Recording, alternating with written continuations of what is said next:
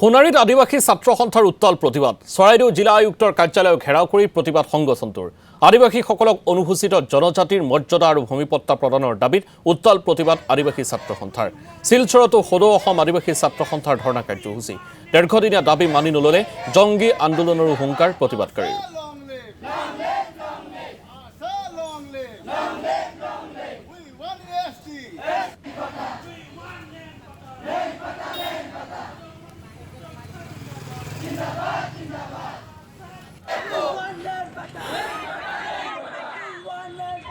সদৌ অসম আদিবাসী ছাত্ৰ সন্থা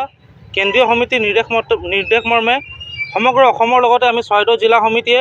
আজি দুঘণ্টীয়া ধৰ্ণা কাৰ্যসূচী ৰূপায়ণ কৰিছোঁ আৰু এই ধৰ্ণা কাৰ্যসূচীৰ যোগেদি অসমৰ মাননীয় ডক্টৰ হিমন্ত বিশ্ব শৰ্মা,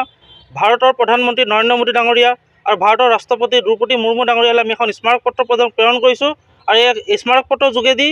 আমি 2014-2016 বিধানসভা নিৰ্বাচন 19 আৰু 24 নিৰ্বাচনত আমাক বিজেপি নেতৃত্বাধীন কেন্দ্ৰীয় আৰু ৰাজ্য চৰকাৰে চূড়ান্তভাৱে আমাক অপমান আৰু প্ৰতাৰণা কৰিছে। যিহেতু তেখেতলোকে 2014 কেন্দ্ৰীয়ত তেখেতলোকে শাসনৰ অহাৰ পূৰ্বে আদিবাসী লোকসকলক তেখেতলোকে জনজাতিকৰণ মৰ্যাদা প্ৰদান কৰাৰ কথা কৈছিলে। আমাক তেখেতলোকে চাহ শ্ৰমিকৰ মজুৰি 350 টকালৈ বৃদ্ধি কৰাৰ কথা কৈছিলে। তেখেতলোকে কৈছিলে অসমত বসবাস কৰা খিলঞ্জীয়া ভূমিপুত্ৰ এই আদিবাসী জনগোষ্ঠীক তেখেতলোকে মাটিৰ পট্টা প্ৰদান কৰা কৈছিলে। কিন্তু ৰাজ্য আৰু কেন্দ্ৰীয়তো তেখেতলোকৰ চৰকাৰ তৎসত্ত্বেও কিন্তু আজি কোপতি তেখেতলোকে জনজাতিকৰণৰ বিষয়টো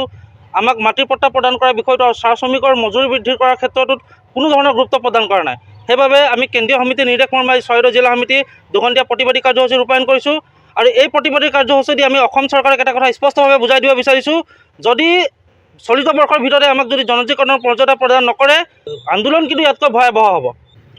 हम लोगों को एसटी दिया जाए, हम लोगों को पट्टा दिया जाए। बहुत सालों से हम लोग यहाँ पे रह रहे हैं। कल परसों अगर कोई बांग्लादेश से आ गया, उन लोग वोटर आईडी आधार कार्ड बना के वो लोग लैंड का पट्टा मिल जाता है, लेकिन हम लोग इतना सालों से भारत में रहते